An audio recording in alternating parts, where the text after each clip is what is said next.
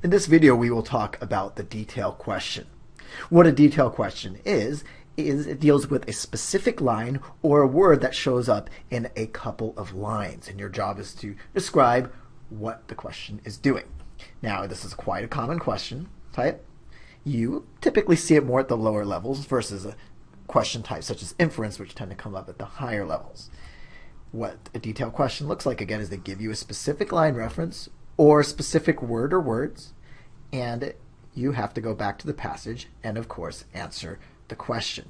In this case, where you have to actually look for the word, it may take a little bit of time, but don't worry, you don't actually have to remember the specific word or where it is in the passage. As long as you're scanning and you're looking for it, that should help. Now, if you've read the passage and actively have engaged yourself into the passage and the information, usually you'll have a pretty good sense of where that word shows up. Again, if you don't, simply scan.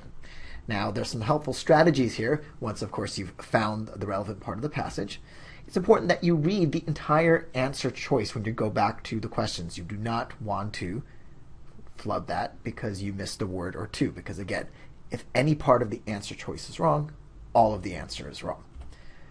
Now, when we're actually answering the question, it's important that we back up our answers with information in the passage. So don't start trying to reason or bring in unstated assumptions into your thought processes. Again, make sure you are clearly looking at the words in the passage.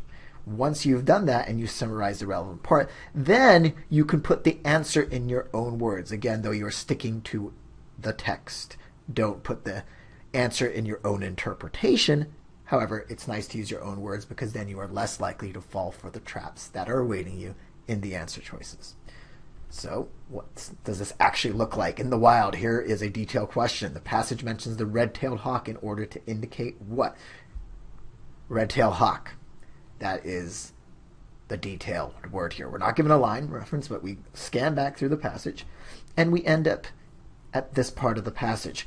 I've reproduced a little bit more than necessary, but in general, with detailed questions, questions that give you a specific word or phrase or that specific line, always read a sentence above that line. If something is vague in that sentence above the line, then read above that sentence.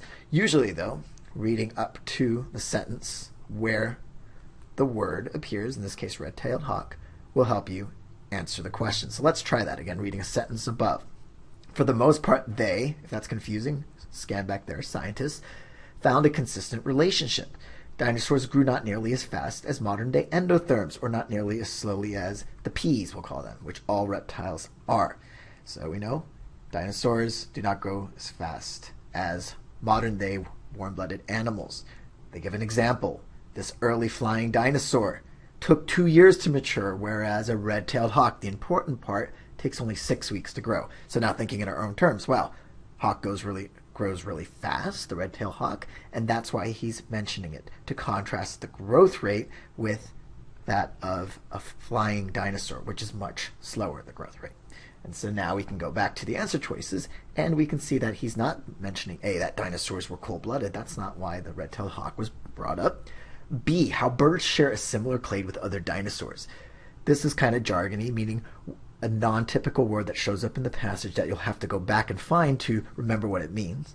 And so in this case, I put a little squiggly line next to answer choices like B, meaning I can come back to it if nothing else works, but I don't want to waste my time trying to remember what a clade is.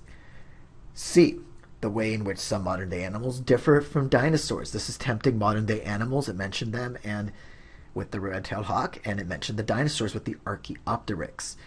But is that why he's mentioning the red-tailed hawk? Is that consistent with the answer that we came up with to talk about how, in terms of growth rate, modern-day animals are very different from the dinosaurs? So here it is a little bit too vague. There is no mention of growth rate. The way is a little bit general. Now, you may not be 100% sold on this being a wrong answer, and that's fine. Leave it there. The thing is, when you find an answer that matches your answer much better, after the answer that you came up with after reading the passage, then you can circle that with confidence. What you don't want to do is sit here on C and start convincing yourself that it is right. So we're going on to D. How markedly dinosaurs' growth rate differ from that of current species. Archaeopteryx grew much slower than the red-tailed hawk, and that's why they're mentioning the red-tailed hawk to show how different the growth rate was between dinosaurs and more modern species. And so D is a slam dunk answer. C is wishy-washy. We don't want to spend time trying to make it work. B, we don't even have to worry what a clade is now. Doesn't matter. And then E, we don't have to worry about big jargony words like poikilothermy. Get rid of that. And again, the answer is D. So to recap, found out what the keyword is, scanned for that, found it in the passage, read a sentence above, got to the main part, thought about what I read in terms of the question, and I answered the question in my own words. Of course, that answer was based on what I just read. Came back to the answer choices and picked the answer that worked best, not dangling and hanging out here with a vague answer choice trying to make it work, but finding one that is clearly correct.